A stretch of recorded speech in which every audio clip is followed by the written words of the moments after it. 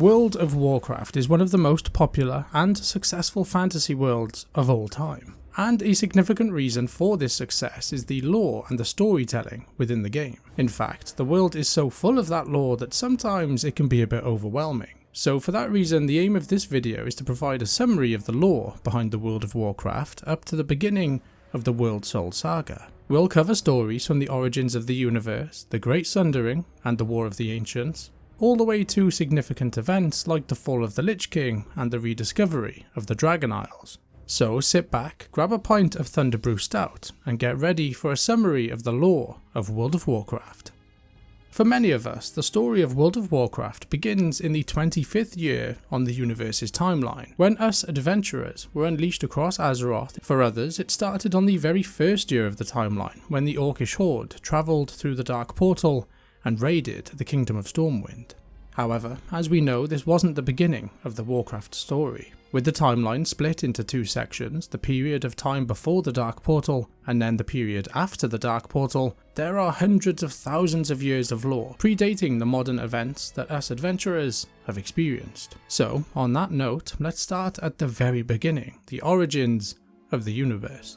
The Warcraft universe can be explained using this diagram, which illustrates all cosmic forces and the entities born from them within the game. Here we need to focus on two primary energies, the light and the void. Initially, light expanded throughout the endless universe. As it spread, pockets of nothingness formed, giving rise to its opposite, the void, which sought to consume the light. Their cosmic battle caused catastrophic explosions, leading to the formation of the Warcraft universe, the Great Dark Beyond. As these energies clashed, matter merged into primordial worlds. The most unstable of these energies created the Twisting Nether, an astral dimension linked to the Great Dark Beyond, but existing outside of the physical universe. Alongside this, shards of light scattered across the Great Dark Beyond and spread life across these newly formed planets. Some of the first lifeforms created were elemental beings of fire, water, earth, and air. Occasionally, light shards formed powerful beings like the Naru,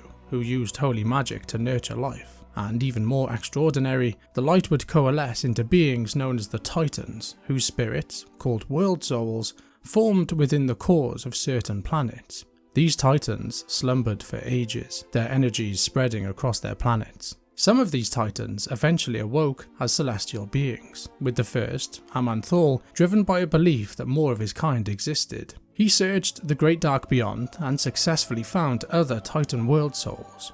Once more Titans had risen from their slumbering state, together they formed the Pantheon, a group of Titans dedicated to shaping worlds, overseeing the universe, and seeking out more Titan world souls. However, as we know, where there is light, there is also darkness.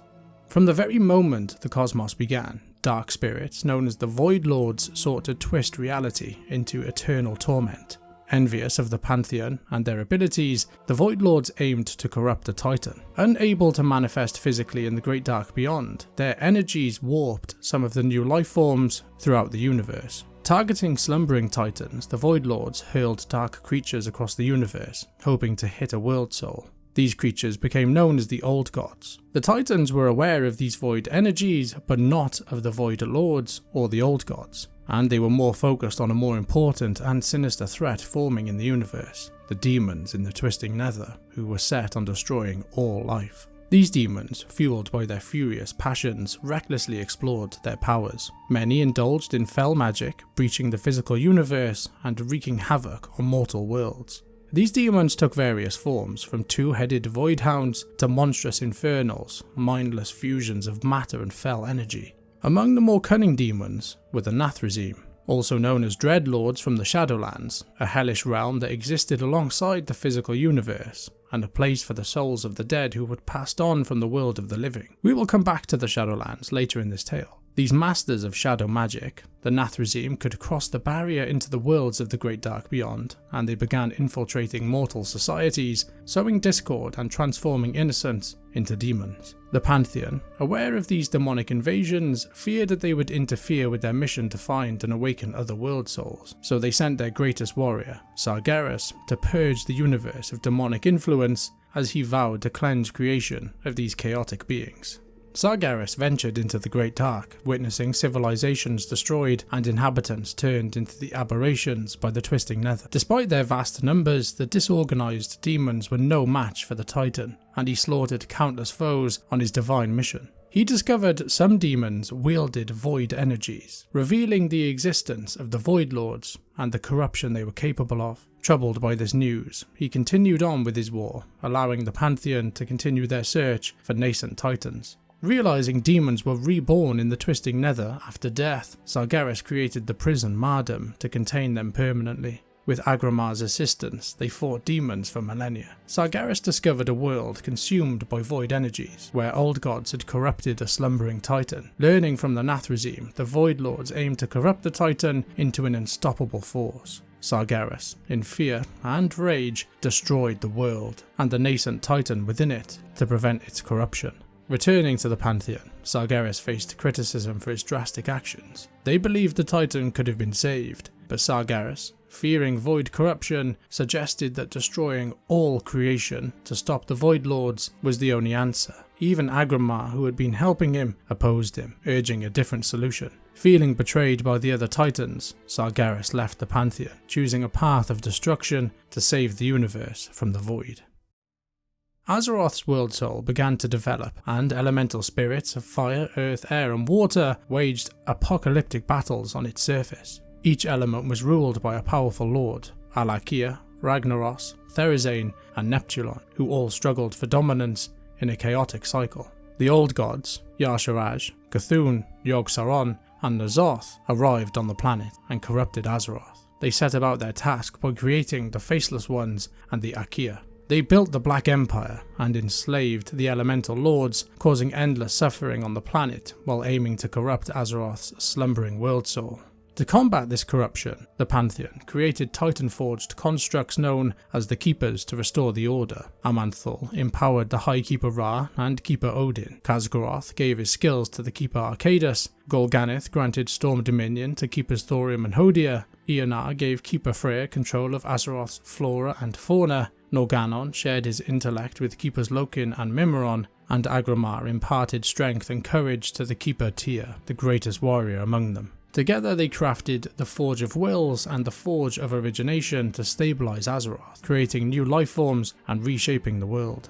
The Keepers then used the Forges to create the Titan Forged, and with their new armies they launched a successful campaign against the Old Gods and their minion. The Keepers and the Titan Forged launched a successful campaign against the Old Gods and their minions, imprisoning the Elemental Lords. But when the Titans attacked Y'Shaarj, they discovered a grim fact.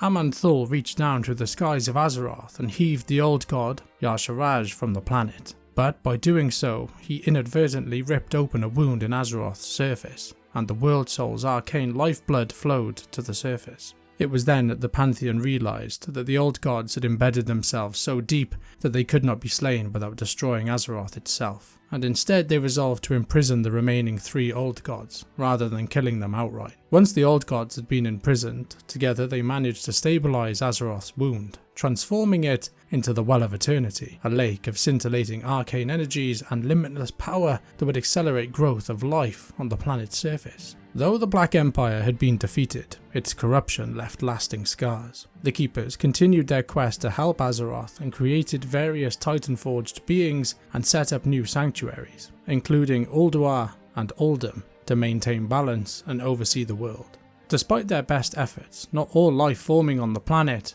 would be peaceful. A proto-dragon named Galakrond became a threat. Galakrond was defeated by the forces of other proto-dragons, and the Titan Keepers chose 5 of them to empower: Alexstrasza, Neltharion, Malygos, Ysera and Nosdormu, turning them into the dragon aspects to protect Azeroth. They were supported by the newly created Dragonflights, and they settled in Wyrmrest Temple. The Keeper Odin, angered by being sidelined, created the Halls of Valor and the Valkyr. He then created an elite Vrykul army to protect Azeroth, but by doing so created deep resentment and further conflict. After severing ties with the Pantheon, Sargeras isolated himself, consumed by the fear that the Void Lords had corrupted other Titan world souls. He concluded that the universe was irredeemable, and resolved to destroy all creation to stop the Void Lords, beginning the Burning Crusade. Sargeras sought power from Mardum, the plane of banishment that he had created millennia ago, filled with fell energy and demons.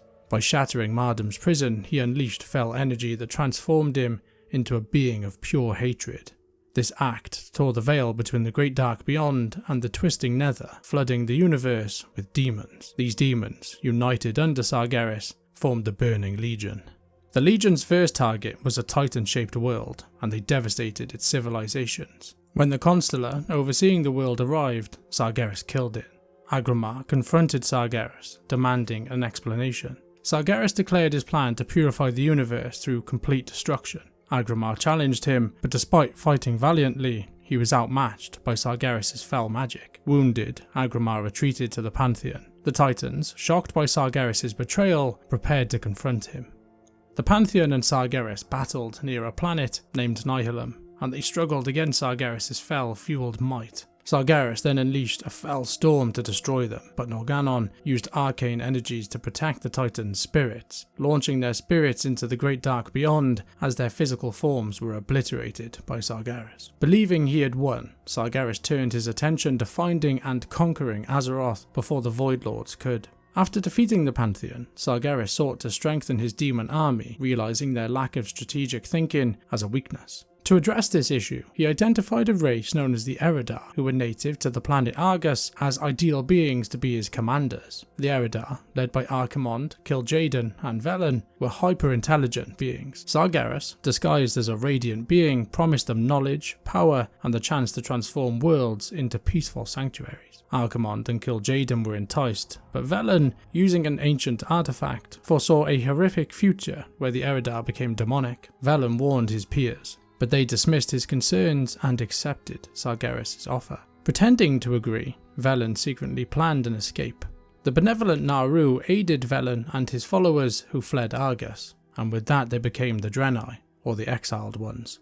Sargeras corrupted the remaining Eredar, transforming them into demons. Kil'jaeden, now the Deceiver, manipulated mortal civilizations, while Archimonde, the Defiler, led the Legion's forces. Under their command, the Legion grew, recruiting new demonic races from the Twisting Nether and other new worlds. With his strengthened forces, Sargeras renewed his Burning Crusade, leading the Legion to destroy countless worlds and civilizations over the ages. Back on Azeroth, the Keeper Loken, who had now been corrupted by the influence of Yogg-Saron, helped the old god spread the curse of flesh among the Titanforged and waged war against his fellow Keepers. He sabotaged Mimiron and betrayed the other Keepers, leading to the exile of the Titanforged and then the rise of new mortal races on the continent of Kalimdor on Azeroth. One of those first early races would be the Trolls. The Trolls settled in southern Kalimdor and established Zuldazar around 16,000 years ago. Over time, various tribes such as the Gurubashi and the Amani emerged. Near Zandalar, a forbidden mound led to the awakening of a Cathraxi general known as Kithix, who attacked the Trolls with an ancient Black Empire race, the Akia. In response, the Trolls formed the Empire of Zul and drove the Akia away, though they continued to remain ever vigilant against future threats. Around 15,000 years ago, the Mogu, protectors of the Vale of Eternal Blossoms, faced internal strife due to the Curse of Flesh. Lei Shen, known as the Thunder King, unified them through fear and power, creating a brutal empire and enslaving the Pandaren. After Lei Shen's fall, the Mogu Empire began to decline. The final emperor, Lao Fei, was eventually overthrown by a Pandaren-led rebellion, ushering a new era of peace for those races. The bovine race, the Yorngol, guided by Cenarius, were captured and transformed by the Mogu. They later rebelled and, divided by their past, migrated to new lands. Those who remained in the Vale continued as Yorngol, while those who moved to central Kalimdor became known as the Tauren, and those who moved near the Forge of Wills became the Taunka. Over time, their ancient connections and shared heritage gradually faded. Before the conflicts with the Akia, troll tribes like the Gurubashi and the Amani fought over Kalimdor's vast territories. Among these tribes, dark trolls dwelled in the shadows beneath Mount Hyjal. Eventually they would evolve into night elves after discovering and settling by the Well of Eternity. The energy of the well transformed them into immortal beings with advanced magical abilities. The Night Elves built their society around the Well, with their capital, Alundris, flourishing under the guidance of the demigod Cenarius. Under Queen Azshara's rule, the Night Elves expanded their empire and constructed grand cities. As the Night Elves became more obsessed with magic, their society grew xenophobic and hostile. They managed to suppress troll incursions through their magical superiority. The Night Elves' deepening obsession with the Well of Eternity led to magical disturbances that caught the attention of Sargeras himself, and the Burning Legion began preparing to invade Azeroth. The Highborn, a caste of Night Elves led by Queen Azshara, secretly allied with Sargeras, who promised them power in exchange for summoning demons. Queen Azshara used the Well of Eternity to bring forth the Burning Legion, and she summoned them to Azeroth. Led by Manaroth and Archimonde, the Burning Legion arrived and began to ravage the Night Elf Empire and Azeroth, starting the War of the Ancients. A resistance formed, led by Lord Ravencrest, Malfurion Stormrage, Illidan Stormrage, and Tyrande Whisperwind. Malfurion's druidic powers, Illidan's bravery, and Tyrande's leadership made significant impacts against the Burning Legion. They sought aid from Cenarius and the wild gods of Azeroth, but time was short. To help their forces in the War of the Ancients, Malfurion also sought help from the dragon aspects. Alexstrasza and the others met at Wyrmrest Temple, where Neltharion proposed using the Dragon Soul, an enchanted artifact with the power of the dragons infused into it, to defeat the Burning Legion. Unbeknownst to the others, Neltharion was corrupted by the old gods, and using his weapon, later renamed as the Demon Soul, led him to betray his allies. He decimated the Burning Legion, but then also attacked the Night Elves and the dragons, nearly wiping out the blue Dragonflight entirely and forcing the Night Elves to retreat. Neltharion, now going by the name of Deathwing, fled, leaving his black Dragonflight nearly extinct. Deathwing's betrayal during the War of the Ancient devastated the Night Elves, and then Illidan's mysterious disappearance only added to their despair. In reality, Illidan had deserted the Resistance. His rivalry with his brother Malfurion, rejection by Tyrande Whisperwind, and manipulation by the Satyr, Xavius, drove him to seek power with the Legion. Illidan turned to Sargeras, who granted him great power, marked him with fell tattoos, and burned out his eyes. Armed with these new abilities, Illidan set out to steal the Dragon Soul. Illidan succeeded, delivering the Dragon Soul to the Highborn, who used it to open a gateway for Sargeras to enter Azeroth. Despite claiming he joined the Legion to understand and defeat them, Illidan's betrayal and ambition forever tainted his legacy. Highborn sorcerers in Suramar, led by the Grand Magistrix, discovered the Legion's plan to use Suramar as a base. They sabotaged the Legion, protected Suramar with the Nightwell, and then became the Nightborn. Under their new leader, Jared Shadowsong, the Night Elf Resistance allied with other races and launched a desperate assault on Zinajari. Malfurion, Tyrande and their allies destroyed the Well of Eternity to drive back Sargeras. The destruction of the Well of Eternity caused a cataclysmic explosion known as the Great Sundering, and it completely destroyed the supercontinent known as Kalimdor. The continent fragmented into several landmasses and created the Maelstrom at the centre of Azeroth. The Great Sundering destroyed the Well of Eternity, leading the Night Elves to abandon arcane magic. They retreated to Mount Hyjal, where Illidan Stormrage created a new well using remnants of the old one. Malfurion Stormrage opposed him, fearing it could invite the Legion back, and with Cenarius' help, they imprisoned Illidan. The dragon aspects, Alexstrasza, Ysera, and Nosdormu, sealed the new well with the World Tree Nordrassil, granting the Night Elves immortality and protection from the demons. The Night Elves, under Tyrande Whisperwind and Malfurion Stormrage, later faced a resurgence of demons that had been left on Azeroth after the War of the Ancients. They were known as the Satyrs, and they were led by Zharlan the Feared.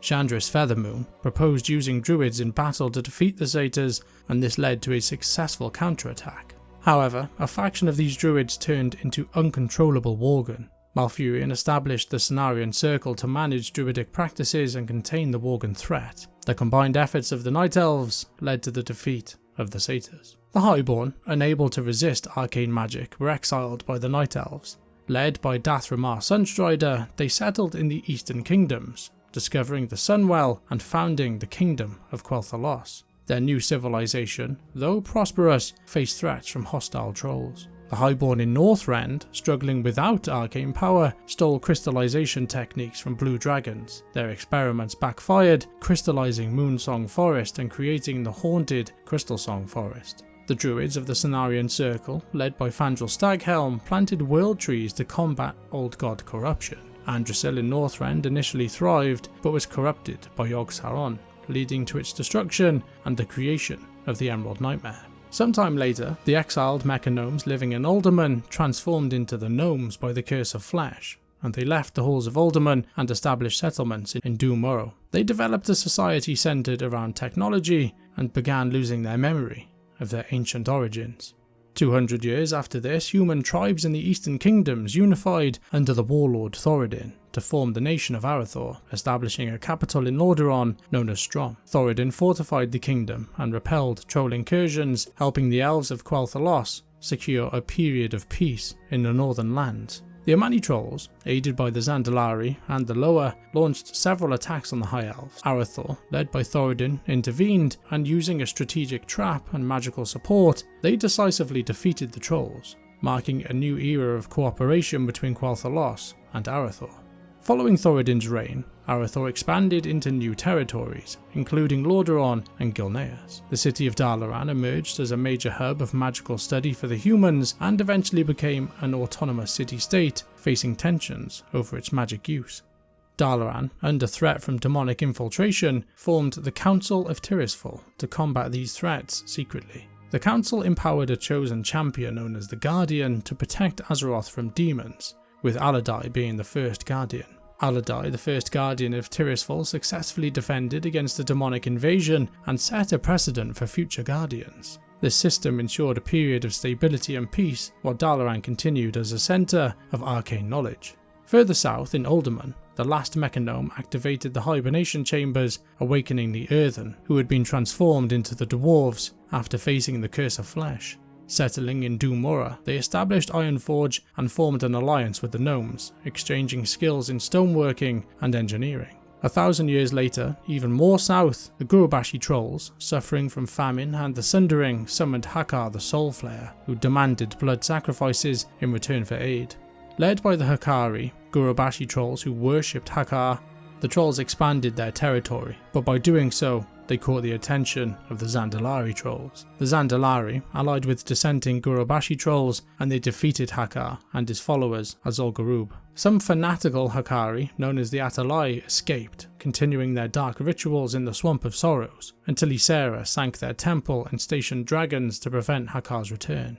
Back in Kalimdor, a night elven civilization known as the Chendrala were survivors of Queen Azshara's regime, and they were living in isolation in a city known as Eldrathaloth. To combat their declining power, Prince Tortheldrin bound a demon, Imulthar, to the city for energy. The arrangement became unsustainable, leading Tortheldrin to kill his people to reduce the strain on the energy gained from the demon. Eldrathaloth fell into decay and was overrun by jungle creatures, leaving the Chendrala considerably weakened. The city would go on to be known as Dire Maul.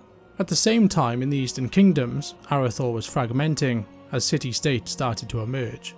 Kul Tiras prospered as a naval power, while Gilneas built strong land forces in the east. Gilneas and Alterac fortified borders, forging alliances with the dwarves and the gnomes. Strom's nobles founded a northern state known as Lordaeron, which grew to be a spiritual centre. The remnants of Strom headed south and founded Stormwind. Stromgarde, once grand, became a shadow of its former self, and Arathor's unity was deteriorating as the Seven Kingdoms were forming.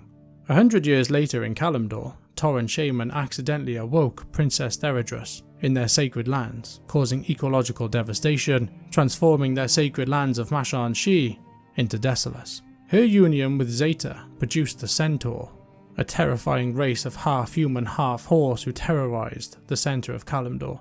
Zeta was killed by his offspring, and Theredrus buried his spirit in Maradon. The Centaur's expansion led to conflict with the Tauren, resulting in a period of prolonged warfare. Another 100 years later, the War of the Shifting Sands begins. The Karaji, an ancient insectoid race, were awakened by Archdruid Fandral Staghelm's efforts in Silithus. The Karaji, led by the old god Cthulhu, attacked the Night Elves, initiating the War of the Shifting Sands. Despite fierce battles across Kalimdor, the Karaji were sealed within Anchorage by the Scarab Wall.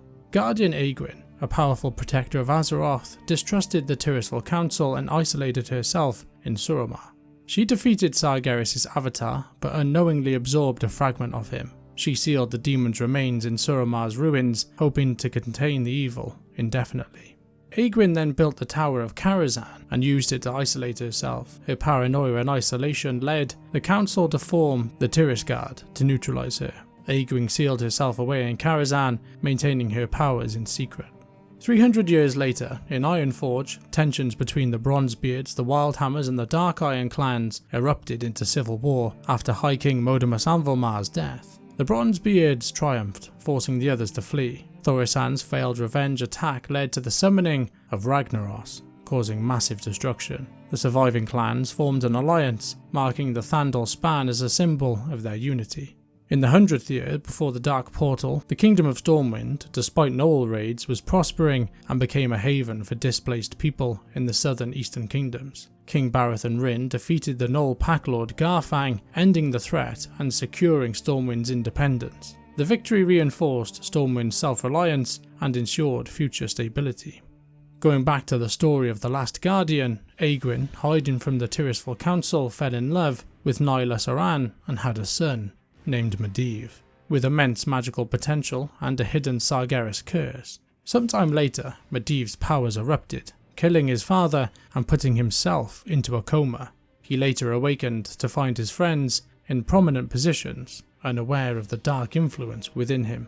In the moments leading up to the Dark Portal, on a distant planet known as Draenor, the normally honourable race known as the Orcs, who had been peacefully coexisting with the Draenei, began to slowly succumb to the manipulations of Sargeras and his Burning Legion. An outcast Orc known as Gul'dan accepted fell magic from Kil'jaeden and became the first Orc Warlock. Deceived by Kil'jaeden, one of their prominent leaders, an Orc known as Ner'zhul, led the Orc clans to unite against the Draenei, forming the Orcish Horde. Under Gul'dan's influence, the mighty warrior Blackhand became the Horde's war chief, and many Orcs drank the blood of the demon Manaroth, deepening their corruption. As Draenor decayed, the Orcs, facing starvation and internal conflict, were eventually guided by Medivh to invade the plentiful new world of Azeroth.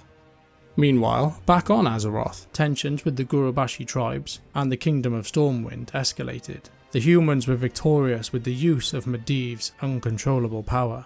The Gurubashi's siege on Stormwind ended with King Barathan's death, and Medivh's dark magic saved the city but haunted him. Returning to Karazhan, Medivh, influenced by Sargeras, focused on the planet of Draenor, revealing himself to the Orcish warlock known as Gul'dan and facilitating the construction of the Dark Portal, a portal that would link the two worlds, allowing the Orcs to cross the barrier. The combined forces of Gul'dan and Medivh allowed the Dark Portal to open, and the Orcs poured into Azeroth, initiating the First War. The Orcish warchief Blackhand led the Horde's assault on Stormwind, which fell after a brutal siege, marking the end of the First War. Orgrim Doomhammer became the new warchief, vowing to cleanse the Horde of fell magic amidst internal turmoil.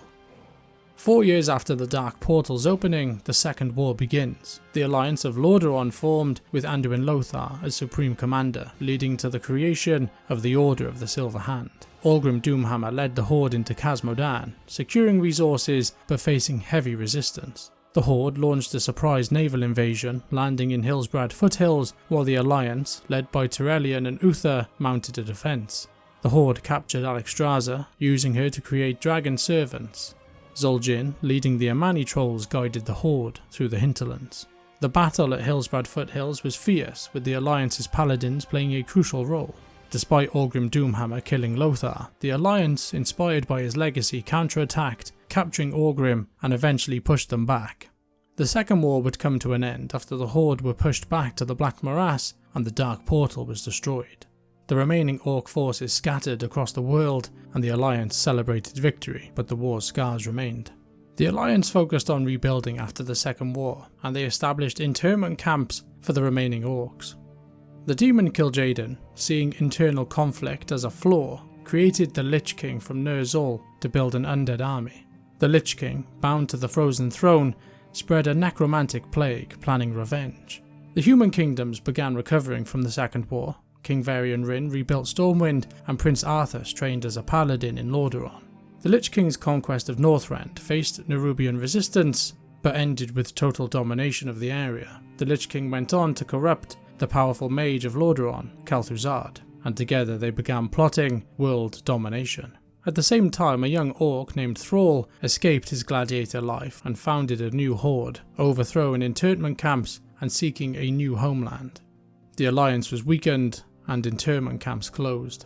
The Lich King, exploiting this new alliance disarray, unleashed his plague of undeath. Medivh, appearing as the prophet, warned of a demonic invasion, urging unity between the Horde and the alliance.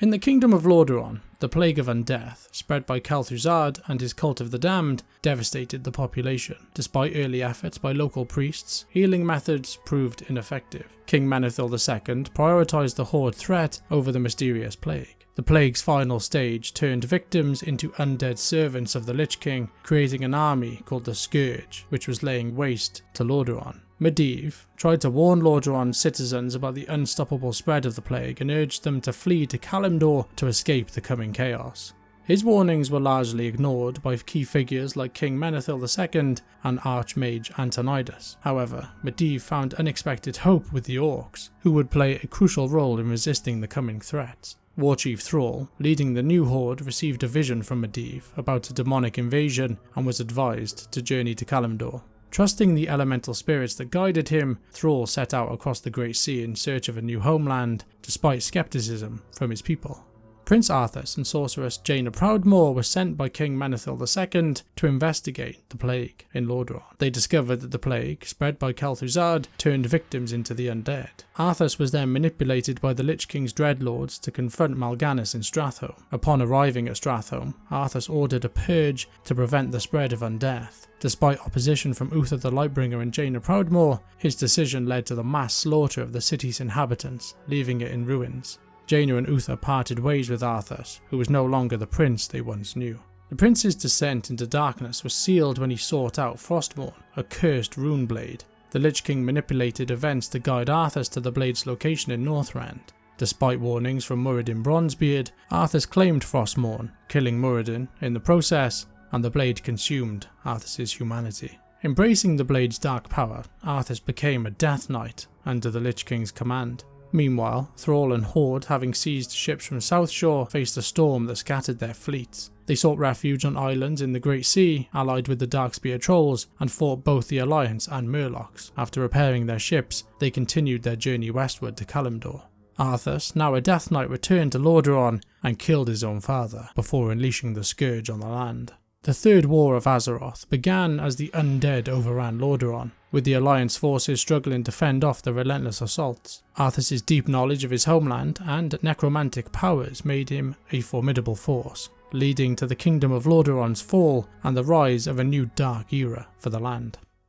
During the Third War, the Gnomes contributed advanced weaponry to the Alliance but sent few soldiers, raising suspicion. Unknown to the Alliance, Gnomeregan, the gnomish capital, was under siege by Trogs, brutish creatures awakened by the Ironforged dwarves. High Tinker Gelbin Mekatork's defense efforts were insufficient, and the invasion was kept secret to avoid diverting resources from Lordaeron. The world would learn of Gnomeregan's plight and the gnomes' sacrifice later. As the Kingdom of Lordaeron fell, the Burning Legion, led by Archimonde the Defiler, aimed to seize the Second Well of Eternity. Archimonde sought the Book of Medivh to create powerful portals, and the Lich King proposed resurrecting Kel'Thuzad to retrieve it. Prince Arthas was tasked with reanimating Kel'Thuzad as a Lich, using arcane energy from Quel'Thalos' Sunwell. Prince Arthas led the Scourge to Quel'Thalos, finding it empty. King Sunstrider and Ranger General Sylvanas Windrunner prepared a defence. Sylvanas fell to Arthas in battle, and he turned her into a banshee. Silvermoon fell, and the Elves retreated to the island of Quel'Danas. Prince Arthas used Frostmourne to freeze the sea, defeating King Sunstrider and corrupting the Sunwell, leaving Quel'Thalos in ruin as the Dead Scar. As the Scourge neared Dalaran, Archmage Antonidas and the Kirin Tor braced for battle. Antonidas, haunted by past defeats, sent Jaina Proudmoore to evacuate civilians while he stayed behind. Jaina eventually sailed to Kalimdor with the survivors, seeking safety and hope. Kel'Thuzad revealed that the Lich King planned to rebel against the Legion. In Dalaran, the Scourge faced fierce resistance, but Prince Arthas seized the Book of Medivh. Antonidas fell in battle, and Kel'Thuzad used the book to open a rift, letting demons into Azeroth. Archimonde arrived, destroying Dalaran, and took control of the Scourge. He then prepared Kalimdor for the Legion's invasion. When they landed in Kalimdor, Thrall allied with the Tauren, ending their conflict with the Centaur and travelled to Stone Talon Peak to meet Jaina Proudmoore. Jaina's forces in Ashenvale were attacked by Grommash Hellscream and his Warsong clan. Thrall, arriving afterward, ordered the Warsong to build an outpost, but their aggression caused friction with the Night Elves by the deforestation. The Night Elves, led by Tyrande Whisperwind, guarded the World Tree Nordrassil, which shielded the Second Well of Eternity. As the Scourge and the Legion advanced, the Night Elves prepared for a renewed defence. Tyrande found refugees from the Plague in Ashenvale, but also faced attacks by the Warsong, who recklessly cut down their trees. Tyrande's Sentinel forces engaged the Orcs, joined with Cenarius, defeated Grommash drank demon blood, gaining power and becoming the demon Pitlord Manoroth's slave. The Orcs then ravaged Ashenvale and Grommash defeated Cenarius. With Cenarius dead, Archimonde's invasion of Kalimdor began. His forces faced resistance but continued advancing. Tichondrius used the Skull of Gul'dan to corrupt Felwood, aiding the Legion's progress to Mount Hyjal. Tyrande awakened Malfurion Stormrage from the Emerald Dream to fight the corruption. Together they freed Illidan Stormrage from imprisonment, despite objections, and discovered that his release led to the death of his guards. Illidan, seeking power to defeat the Legion, consumed the Skull of Gul'dan's power. He killed Tichondrius, hurting the Legion's efforts. Despite this aid, Illidan faced scorn from his brother and Tyrande, and he was banished from the Night Elf lands. Illidan would go on to continue his war against the Legion on his own. 21 years after the events of the Dark Portal, the Legion had reached Mount Hyjal and the Second Well of Eternity. Thousands of Night Elf Sentinels, Druids, and allied forest spirits assembled at the summit. Archimonde, confident of victory, was unaware of Medivh's grand plan. Medivh had urged Thrall, Jaina Proudmoore, Tyrande Whisperwind, and Malfurion Stormrage to unite for Azeroth's sake. Reluctantly, they agreed. Malfurion proposed a risky strategy to defeat Archimonde, using the World Tree Nordrassil's enchantments to create an explosion that could destroy Archimonde and the Legion, at the cost of Night Elf immortality. As the Druids prepared Nordrassil's enchantments, the defenders fought fiercely against the legions. Many fell, but their sacrifice bought crucial time. When Archimonde reached Nordrassil, the Druids unleashed a powerful wave of energy, destroying him and most of the army, putting an end to the Legion's invasion. The surviving defenders pushed back, nearly eradicating the remaining demons and undead in Kalimdor.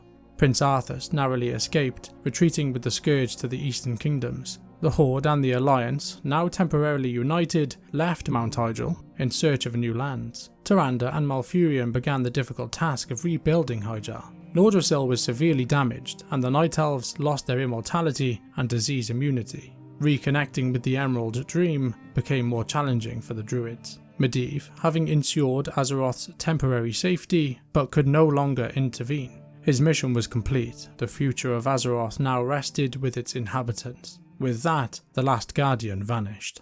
As for me, I came back to ensure that there would be a future. To teach the world that it no longer needed guardians. The hope for future generations has always resided in mortal hands. After the Burning Legion's defeat in the Third War, Kil'jaeden's plans were in jeopardy due to the Lich King's rebellion. The Lich King, seeing an opportunity to break free, turned on his Dreadlord overseas and consolidated control over the Scourge. Kil'jaeden sought a new ally in Illidan Stormrage, who had previously allied with the Legion. Illidan, now a demon with the Skull of Gul'dan, was approached by Kil'jaeden, who offered him anything in exchange for destroying the Lich King. Illidan, intent on learning more about the Legion, agreed. He planned to use the Eye of Sargeras, located in the Tomb of Sargeras on the Broken Isles, to strike the Lich King from afar. The Naga, led by Lady Vashj and transformed by the Old Gods, allied with Illidan. Their shared goal was to create global chaos, benefiting both the parties. Illidan and his Naga reached the Broken Isles and secured the Eye of Sargeras, despite a confrontation with Maiev Shadowsong and her Watchers. With the artifact in hand, Illidan aimed to attack the Frozen Throne, but was interrupted by a combined Night Elf and Blood Elf force. Retreating to Draenor, now known as Outland, Illidan faced new challenges. Shadowsong then followed him and managed to capture him, stripping him of his allies and his artifact, and with this, he struggled to regain control. Back in Kalimdor, Tyrande and Malfurion Stormrage worked on rebuilding Nordrassil, while Kael'thas Sunstrider and his Blood Elves allied with Othmar Garithos and the Alliance to reconstruct Dalaran. Kael'thas, facing magic addiction and Garithos' disdain, aligned with Lady Vaj, who offered him freedom from addiction in exchange for joining Illidan. Kael'thas and Lady Vaj freed Illidan from his prison in Outland. Illidan formed an alliance with the Broken and overthrew Magtheridon to create a new army. Kil'jaeden, displeased with Illidan's actions, demanded his return to Azeroth to defeat the Lich King. Illidan complied, leading an invasion of Azeroth through a newly created portal. As Illidan's forces advanced on Icecrown Citadel, Arthas Menethil prepared for his final confrontation. Despite Illidan's powers, Arthas emerged victorious in an epic battle, and he went on to merge with the Lich King at the Frozen Throne, becoming a formidable new entity. Prince Arthas became the Lich King. In Lordaeron, Sylvanas Windrunner established the Forsaken and took control of the Undercity, the remnants of the city of the fallen Kingdom of Lordaeron after defeating the Dreadlords. Their focus remained on exacting revenge on the Lich King. With Arthas merged with the Lich King, Kel'Thuzad commanded the Scourge. The Order of the Silver Hand, led by Alexandros Mograine, faced internal issues due to Dreadlord manipulation, leading to conflicts between the Argent Dawn and the Scarlet Crusade. After the Third War, the Night Elves faced the loss of their immortality due to the damage of the World Tree Nordrassil. Archdruid Fandral Staghelm proposed planting a new tree, Teldrassil, in Darkshore. Malfurion Stormrage opposed this plan, recalling Andrassil's corruption. Fueled by ambition, Fandral ambushed Malfurion, putting him into a coma and trapping his spirit in the Emerald Dream. With Malfurion incapacitated, Fandral proceeded with planting Teldrassil, leading to the creation of Darnassus. However, the Emerald Nightmare began corrupting Teldrassil, and Fandral concealed this corruption amid growing conflicts with the Horde and other threats. Warchief Thrall led the Horde to Durotar, found in Orgrimmar. Despite hardships, they strove for redemption. Rexxar, an ex-Beastmaster, joined the Horde, and the Alliance, led by Jaina Proudmoore, established a fragile peace in Theramore Isle. The peace was shattered when Grand Admiral Dalian Proudmoore, Jaina's father, attacked the Horde. Jaina, seeing the need to address the greater threats, allowed Thrall's forces to attack Theramore, leading to her father's, Dalian's, death. The now Queen, Sylvanas Windrunner, and the Forsaken sought refuge, but were rejected by Quel'Thalas and targeted by the Alliance. The Tauren Archdruid, Hamel Runetotem, facilitated an alliance between the Forsaken and the Horde. Meanwhile, Gnomeregan had fallen to the Trogs, and Sicko Thermoplug's betrayal led to a devastating loss for the Gnomes' forces. Survivors fled to Ironforge, and High Tinker Gelbin Mekatork encouraged Gnomes to support the Alliance rather than reclaim Gnomeregan. During this time, Stormwind became a powerful force, attracting Onyxia's attention. She captured King Varian Rin, who escaped and lost his memory, and then began wandering Kalimdor. With King Varian Rin missing in Kalimdor, his son Anduin was crowned king with Bolvar Fordragon as regent. As chaos spread across Azeroth, ordinary citizens like us rose to confront mounting threats. The Dark Iron Dwarves, enslaved by Ragnaros, sought freedom under Emperor Dagran Thorisan. Following Dagran's death, Moira continued his plans, rallying heroes to challenge Ragnaros and ultimately freeing the Dark Irons. The Horde discovered Moradon, corrupted by Prince Theridras and Zeta, and defeated them, restoring peace in Desolace. Ogre raiders attacked Feralus, driven by Dire Maul's corruption. The Horde discovered that the Emerald Nightmare and the Chandrila Elves were behind the chaos and defeated them, forcing the Elves into exile. Attention then turned to Blackrock Mountain, where Nefarian sought to create a new chromatic Dragonflight. The true Horde, led by Dalrend Blackhand, allied with Nefarian, but their plans were thwarted. The Emerald Nightmare's corruption spread beyond Teldrassil, affecting various regions. Druids from the Cenarian Circle fought back, cleansing the Wailing Caverns and stopping the Atalai Trolls from summoning Hakar in their temple in Swamp of Sorrows. Despite their efforts, corrupted green dragons caused havoc, but the threat was ultimately contained. The Zandalari Trolls sought to help combat the Atalai survival and Hakar's summoning. The Horde intervened in Zul'Gurub, defeating Jindo the Hexer and Hakar. The Twilight Hammer cult, led by Cho'Gall, aimed to release Cthulhu, an old god imprisoned in Ahn'Qiraj. Thrall and Bolvar Fordragon united their forces to combat the threat, defeating Cthulhu and showcasing the power of Azeroth's united heroes. In Lordaeron, the Argent Dawn fought against the remaining remnants of the Scourge, led by Darian Mograine. They sought to free his father's spirits trapped in the corrupted Ashbringer. Despite their efforts, Darian's soul was condemned. During the battle for Lightsoap Chapel, Darian redeemed his father and saved the chapel, though he and the Ashbringer fell into the Scourge's hands. Despite the Scourge's defeat at Light's Hope Chapel, the Lich King sent his forces to terrorise Azeroth. Bolvar Fordragon led the Alliance heroes in an assault on Naxxramas, defeating Kel'Thuzad and halting the Scourge's invasion.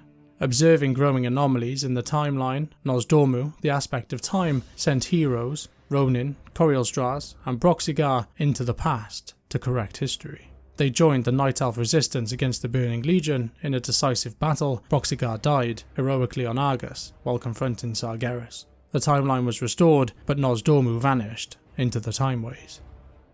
After the battles in the Molten Core and Ahn'Qiraj, Outland became the battleground for the heroes of Azeroth. Illidan Stormrage, having failed his assault on the Lich King, was rejected by Kil'jaeden. Illidan refocused on Outland to wage war against the Legion. He fortified Hellfire Citadel and infused ores with the blood of the captured Pit Lord Magtheridon to create formidable warriors. To secure resources, Illidan sent Lady Vaj to Zangarmarsh, exploiting the broken Draenei to build the Coilfang Reservoir. Illidan created demon hunters, elves who consumed the demon flesh and bound themselves to demonic entities, aiming to annihilate the Legion's worlds. Kil'jaeden, seeing Illidan as a threat, sent High Lord Krull and a demon army to Outland. Kil'jaeden targeted the damaged Sunwell, manipulating Kael'thas Sunstrider into aiding his plan. Desperate to save his people, Kael'thas became addicted to fell magic and eventually allied with Kil'jaeden. Kael'thas harnessed Tempest Keep's power in the Netherstorm to create mana forges and captured Muru, a Naaru, to create the Blood Knights, a new order of paladins. As Kael'thas solidified his power, Illidan faced internal strife with Akama, who sought allies to liberate the Black Temple. Maiev Shadowsong joined forces with Akama against Illidan, and despite Akama's betrayal, Illidan used him rather than kill him. In Hellfire Peninsula, High Lord Krull and his Legion forces fortified their position. Adal and his followers in Shattrath sought allies from Azeroth. They discovered that a wing of Tempest Keep could transport them to Azeroth. Velen led a mission to commandeer the Exodar, which had crashed on Azumist Isle. Despite significant casualties, the Draenei were met by the Night Elves and eventually welcomed by the Alliance. Quel'Thalas faced threats from the undead and the trolls, and Sylvanas Windrunner urged the Horde to ally with the Blood Elves. Thrall and Cairn Bloodhoof agreed, solidifying this new alliance amongst the Horde despite past conflicts. Kil'jaeden reopened the Dark Portal, sending High Lord Krull and Kazak to create conflict on Azeroth and lure defenders into Outland. The Horde and Alliance responded, establishing strongholds in Hellfire Peninsula and forging new alliances. They continued the fight against the Legion and confronting Illidan Stormrage and his forces. After defeating Magtheridon, the Horde found hope in Nagrand. The Alliance and the Horde then ventured into Zangarmarsh to address the ecological damage caused by the Naga. They successfully assaulted Coilfang Reservoir, defeating the Naga and beginning the region's recovery. Shattrath became a key base for the heroes of Azeroth, with a trade and intelligence flow aiding the fight against Illidan Stormrage.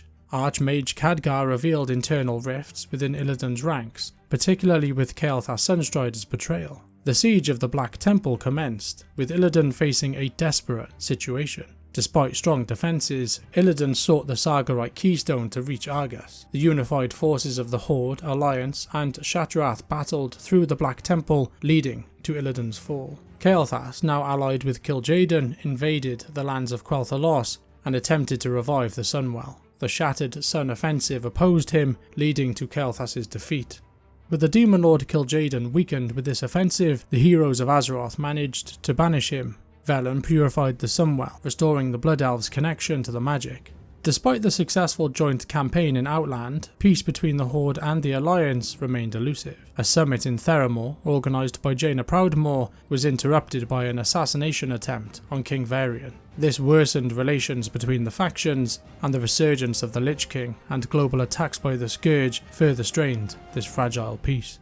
In Northrend, Malygos, the aspect of magic, saw mortal mages as a threat. He aimed to redirect all arcane energy to his lair, the Nexus, and channel it to the Twisting Nether. The Kirin Tor, noticing vanishing arcane power lines, investigated. Malygos' plan threatened Azeroth's slumbering world soul. The Scourge's resurgence spurred both the Alliance and the Horde into action. King Varian Rin dispatched Bolvar Fordragon with the Valiant's expedition to Northrend, and concurrently, Warchief Thrall sent Garrosh Hellscream to lead the Warsong offensive. Despite fierce resistance, both factions established strongholds at the base of Northrend. As the Alliance and the Horde advanced towards Icecrown Citadel, Kel'Thuzad's Naxxramas launched a devastating counterattack. Heroes from both factions assaulted Naxxramas, defeating Kel'Thuzad. This shifted the focus to Icecrown Citadel. Meanwhile, Malygos continued draining Azeroth's magic. The Kirin Tor teleported Dalaran above Northrend and launched an offensive. The Wyrmrest Accord,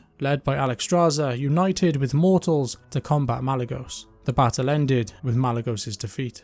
The leaders of the Horde and the Alliance led campaigns against the Scourge, converging at the Wrathgate. The Lich King unleashed a plague, devastating both factions. Alexstrasza managed to purify the land. They revealed that Forsaken traitors were responsible for the plague. Thrall and Sylvanas joined forces, while Jaina Proudmoore tried to convince Varian Wrynn of Sylvanas' innocence. Varian declared war on Thrall, leading to skirmishes between the Alliance and the Horde. The old god, Yogg-Saron in Ulduar, plotted for revenge, using Keeper Loken to build an Iron Army. A joint Alliance-Horde effort confronted Yogg-Saron in the depths of Ulduar, and the assault on the Titan complex was arduous, but heroes triumphed, eventually defeating the old god Yogg-Saron. Bran Bronzebeard discovered the Keeper Loken's death had activated a titanic failsafe, the Forge of Origination, designed to cleanse Azeroth in the case of pure corruption. Algalon the Observer, initially deemed the failsafe necessary, was swayed by the heroes' determination. Algalon allowed the heroes to halt the failsafe process, saving Azeroth. Tyrion Fordring of the Argent Crusade believed a direct assault on Icecrown Citadel would play into the Lich King's strategy. Instead, he proposed a precision strike and established the Argent Tournament to find champions. Heroes from both factions rallied under Tyrion's leadership. The coordinated assault on Icecrown Citadel began with both factions battling through the defences. In the halls of the Citadel, they faced formidable forces. The combined forces of the Horde and the Alliance led to the fall of the Lich King.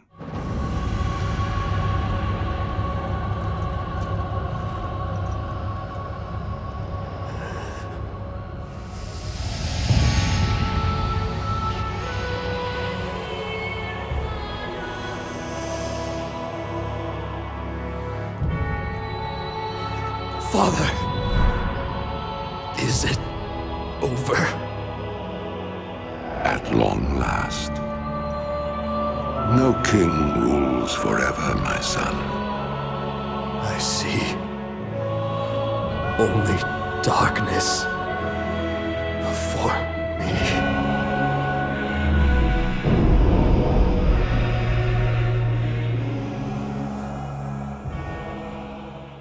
Arthas Menethil had been defeated, and Bolvar Fordragon became the new Lich King to try and contain the Scourge. Despite the defeat of Cthulhu and Yogg-Saron, the old gods were not fully vanquished. N'Zoth, hidden amid Azeroth's strife, empowered Deathwing with dark energies from Deepholm, aiming to instigate the Hour of Twilight, also known as the End of the World, by creating a rift between Deepholm and Azeroth. Deathwing's emergence caused catastrophic natural disasters. Appointing Garrosh Hellscream as acting war chief, Thrall found the world imperiled by the Cataclysm. The Cataclysm shattered Azeroth, resulting in widespread destruction. The Twilight Hammer cult, led by Cho'Gall, spread void corruption, reanimating Nefarian and Siltharia with the void magic to create new dragons. Garrosh Hellscream launched an attack on Gilneas, led by Sylvanas Windrunner, exploiting internal struggles, attacks by the Worgen. King Genn Greymane defended valiantly but was forced to evacuate his kingdom. The goblins of the Bilgewater Cartel, fleeing Khazan's eruption, joined the Horde, establishing Bilgewater Harbour. The Night Elves, seeking allies, formed an alliance with the Worgen. The alliance, bolstered by the Worgen, repelled Garrosh's assault on Ashenvale. But despite their differences, both factions united to defend Azeroth against Deathwing. Mount Hyjal faced a crisis as Deathwing's forces initiated a ritual to open a rift to the Firelands. The Cenarian Circle, Night Elves, the Horde and the Alliance forces, with the aid of the Wild Gods, repelled the attack. The Twilight's Hammer, under Deathwing's influence, posed a significant threat. A counterattack led to a siege of Grim Batol, defeating Cho'Gall. Deathwing's brief appearance led to a confrontation with Alexstrasza. Thrall and Alexstrasza rallied the Dragon Aspects to reclaim Wyrmrest Temple from Deathwing's forces. The Dragon Aspects focused on healing Nordrassil, but faced renewed invasion by Ragnaros. Despite setbacks, Azeroth's forces established the Molten Front, ultimately defeating Ragnaros for a second time. To defeat Deathwing, the Dragon Aspects needed the Dragon Soul. With Nozdormu's help, they retrieved it from the past. Thrall wielded it to amplify their power, and despite heavy casualties, they destroyed Deathwing, stopping N'Zoth's plans. The dragon aspects sacrificed their powers, leaving the world to the new generation of heroes. I can feel the elements awakening, rejoicing.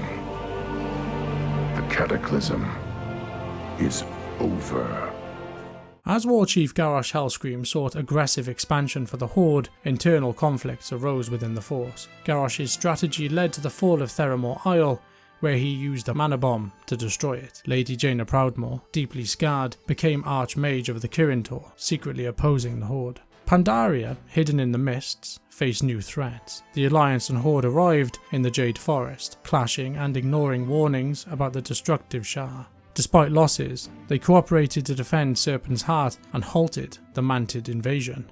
The Yorngul attacked western Pandaria but were repelled. Anduin Wrynn sought the Veil of Eternal Blossoms, passing trials set by Xian, gaining access to the Veil. Despite significant damage, the heroes vanquished the Shah and secured the Veil. Garrosh established Domination Point. Vol'jin opposed Garrosh's methods, was severely wounded and rescued by Shen Stormstout. Thrall and Vol'jin's allies initiated rebellion. Garrosh sought the Divine Bell, an artifact to drive his armies to victory. Anduin Wrynn neutralized its power, saving many, but was severely injured. Anduin also sought out Wrathion, who aimed to unite Azeroth against the Burning Legion by strengthening one faction. The Zandalari trolls sought to restore their empire by reviving Lei Shen, the Thunder King. Alliance and Horde forces united to defeat them. Garrosh's Horde discovered the heart of Y'Shaarj, unleashing the Shah of Pride.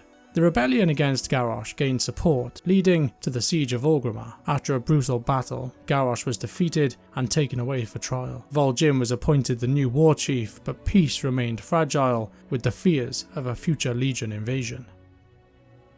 Garrosh Hellscream's trial focused on his crimes, with Tyrande Whisperwind demanding execution and Bane Bloodhoof arguing for imprisonment.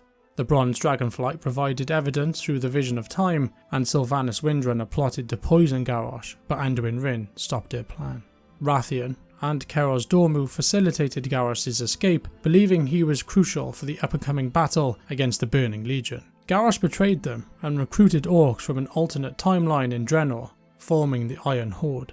The Iron Horde invaded Azeroth through a new dark portal. Alliance and Horde leaders united to repel the invaders, following Garrosh through the portal. They gathered allies in Frostfire Ridge and the Shadowmoon Valley. In Shadowmoon Valley, Veland and Yrel faced the Iron Horde's assault. Veland sacrificed himself to neutralize the Dark Star, restoring hope to the Draenei. In Frostfire Ridge, Thrall joined the Frostwolf clan. In Talador, Khadgar and Cordana Fellsong stopped Gul'dan's plans to summon the Burning Legion. They reclaimed Shattrath from Warlord Blackhand's Iron Fleet. Allied with the outcast Arakoa leader Iskar, the heroes defeated High Sage Vyrix and established a new order in the Spies of Arak. In Nagrand, Thrall confronted and defeated Garrosh in Amak Gorah. The Alliance infiltrated Highmoor, defeating Kargath Bladefist and Cho'Gall. Gul'dan created the Fell Horde, prompting Khadgar to urge an invasion of the Tanaan jungle. The champions established a fleet and allied with the Arakoa enemies, ultimately defeating Kilrog Deadeye and rescuing Grommash. At Hellfire Citadel's peak, the champions faced Gul'dan, who summoned Manaroth. After defeating Manaroth, they confronted Archimonde. With Grommash's help, they defeated Archimonde, though Gul'dan escaped. Grommash sought atonement and offered to help rebuild Draenor. Yrel and Durotan agreed to work together for Draenor's recovery.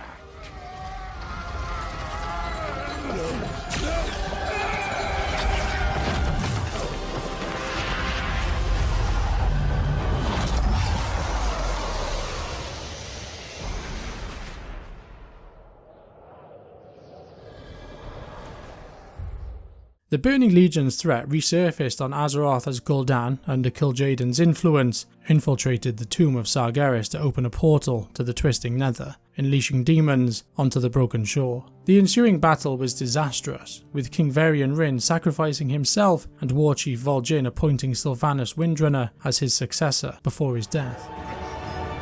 Do not let the Horde die this day. For the Alliance.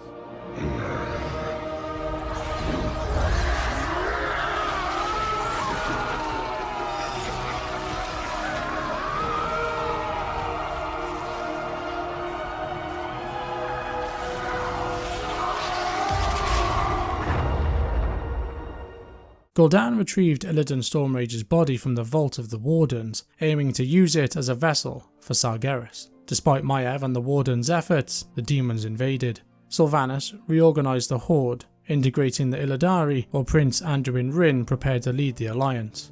The Kirin Tor, led by Khadgar, united both factions against the Legion, relocating Dalaran to the Broken Isles. Champions sought the Pillars of Creation across Azeroth, retrieving the Tidestone of Golganath, the Hammer of Khaz'goroth, and the Aegis of Agramar from their respective locations. In Val-Shara, they secured the Tears of Elune despite heavy losses, including Ysera. Thalisra led a rebellion against Gul'dan and Elisanda in Suramar, reclaiming the city and reviving Illidan, who destroyed Gul'dan. With the Pillars of Creation, Azeroth's champions retook the Broken Shore, placing the pillars and clearing the Tomb of Sargeras of demonic forces. They pursued Kil'jaeden to the Twisting Nether and defeated him. Azeroth's forces launched an assault on Argus, where they faced Legion forces. The champions, aided by the Pantheon, defeated Argus the Unmaker and freed the Titans. Illidan ensured Sargeras' imprisonment as the Pantheon captured him. Sargeras, in a final act, stabbed Azeroth with his sword, wounding the planet. Magni Bronzebeard and the champions used legendary artifacts to stem the flow of corruption from Sargeras' sword, but the wound still needed healing, leaving Azeroth's future uncertain.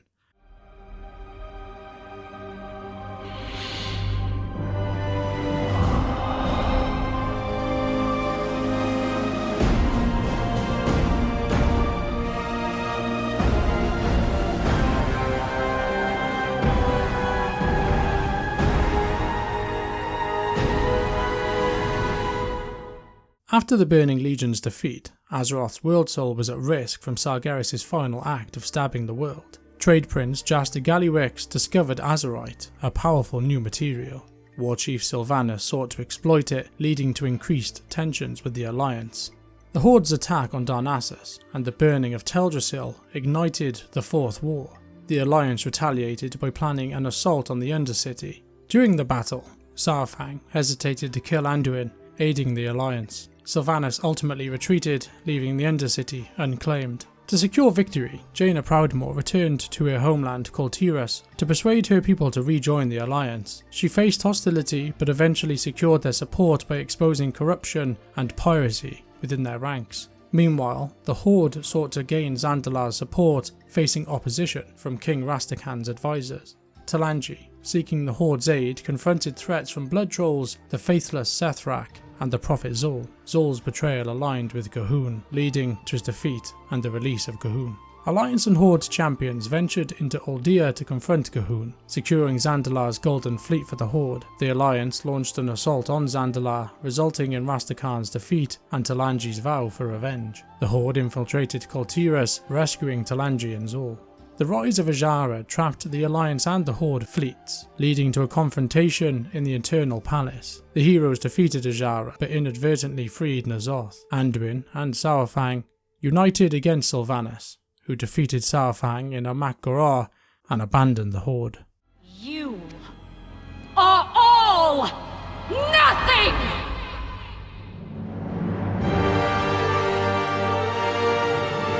For Azeroth!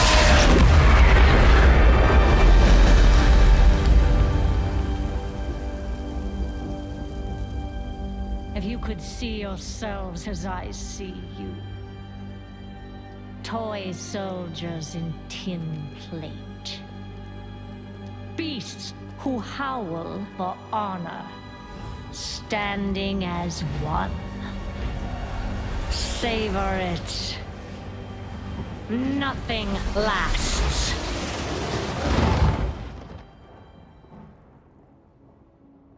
N'Zoth posed a dire threat, leading Alliance and Horde leaders to plan an assault on Ny'alotha. Heroes cleansed the Forge of Void corruption and defeated N'Zoth's minions, destroying him and freeing Azeroth from the Old God corruption.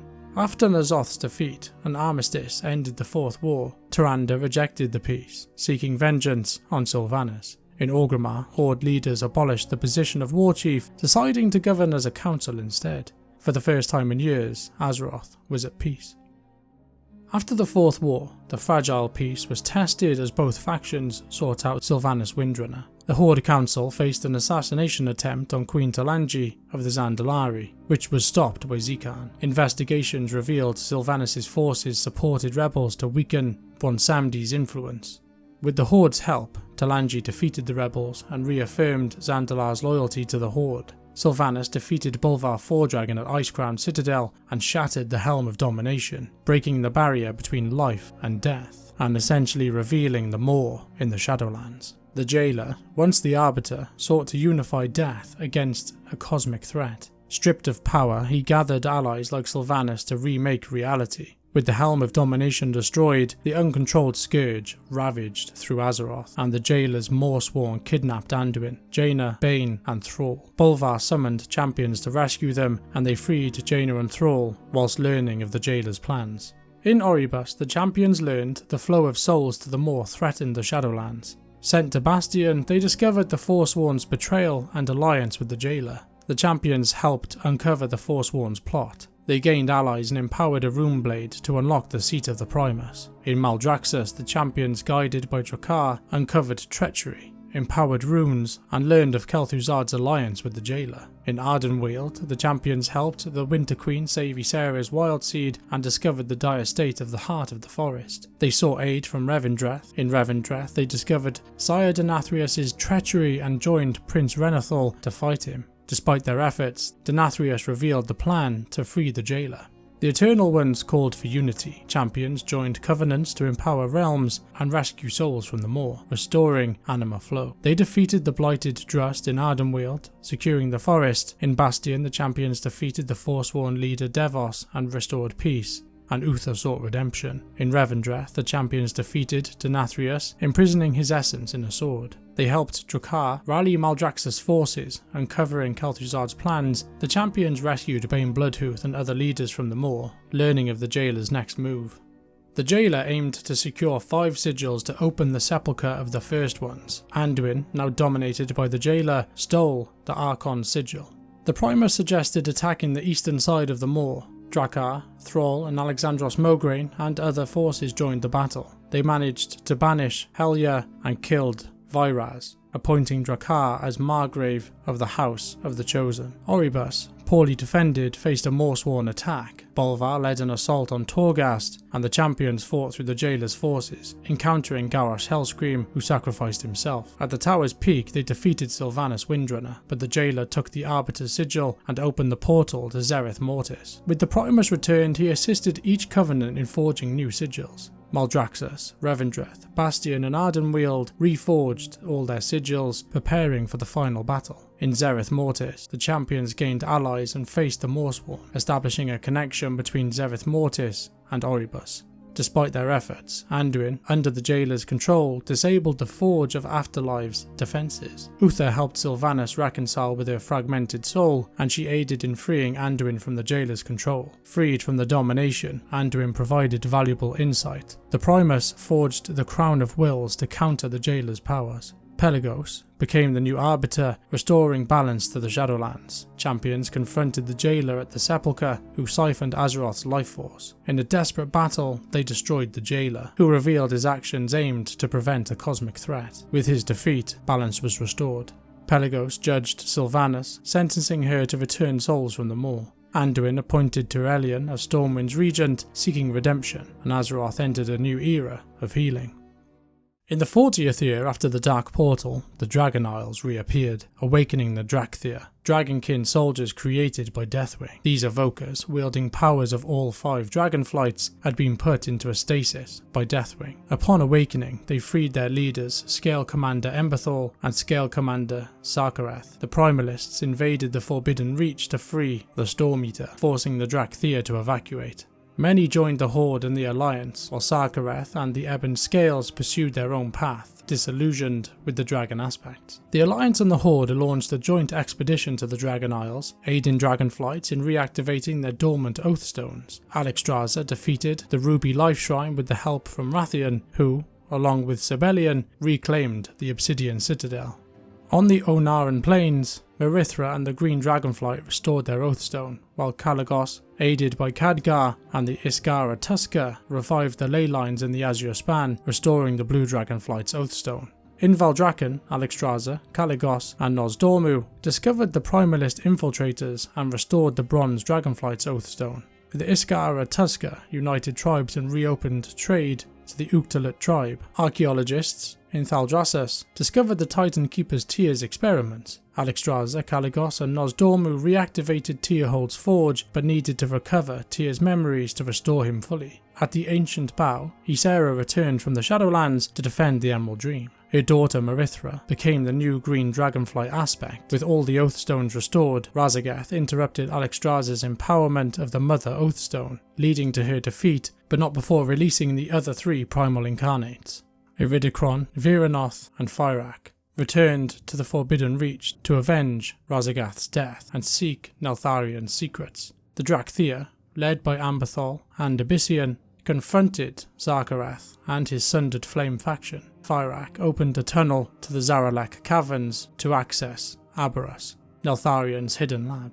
Abyssian, Rathian and Sibelian heard whispers reminiscent of the old gods. Fyrak infused himself with the Shadow Flame and assaulted the Onoran Plains and the Azure Span.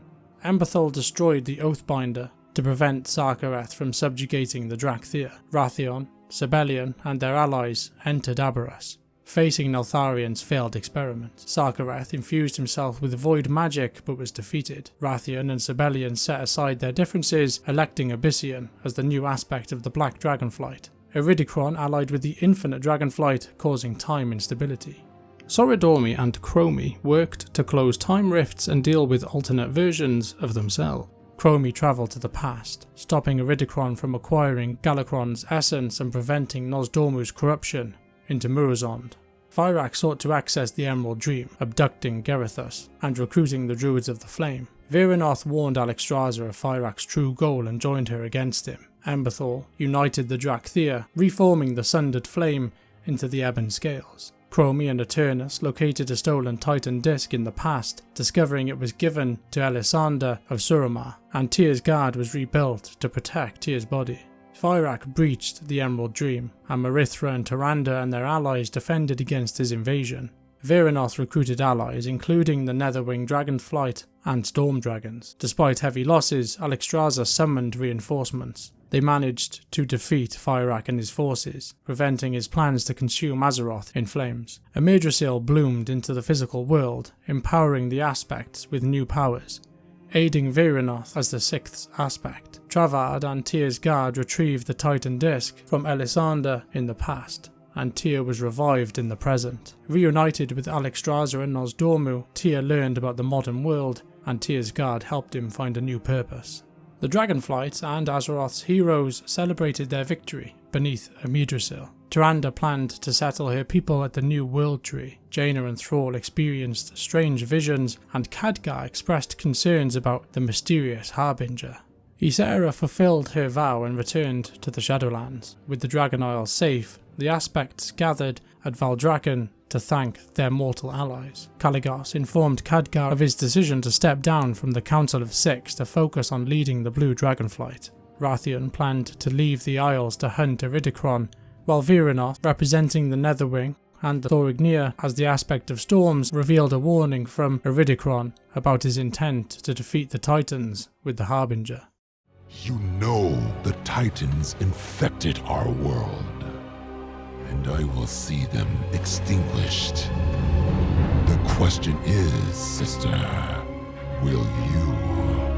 At Yggdrasil, the Night Elves settled, with their new capital, Bel Ameth. Tyrande reunited with Malfurion, and they encouraged their daughter, Chandris Feathermoon, to lead their people. Gen Greymane led his people to reclaim Gilneas from the Scarlet Crusade, reluctantly joining forces with the Forsaken. After defeating the Crusade, Gen abdicated the throne to his daughter, Tess Greymane.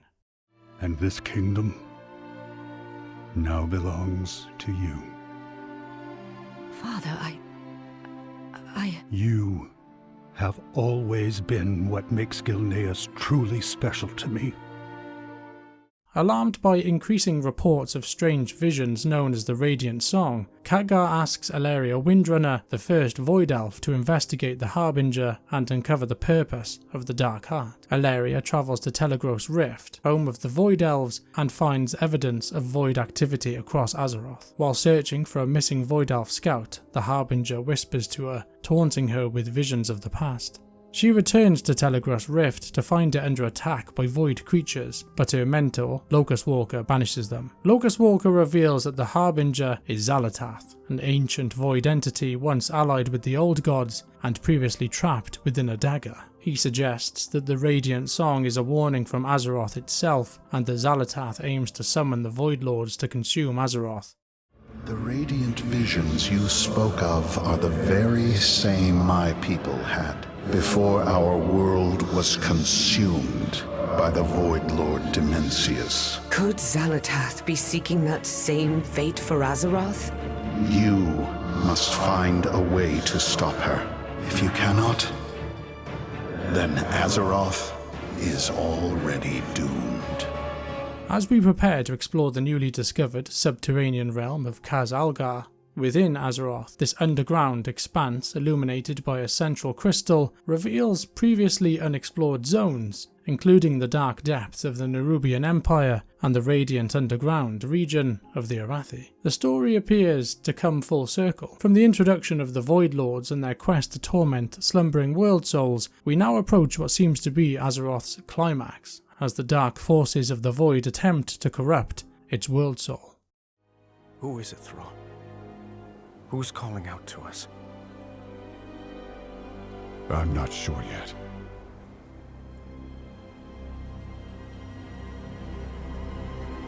But that sword was aimed at someone.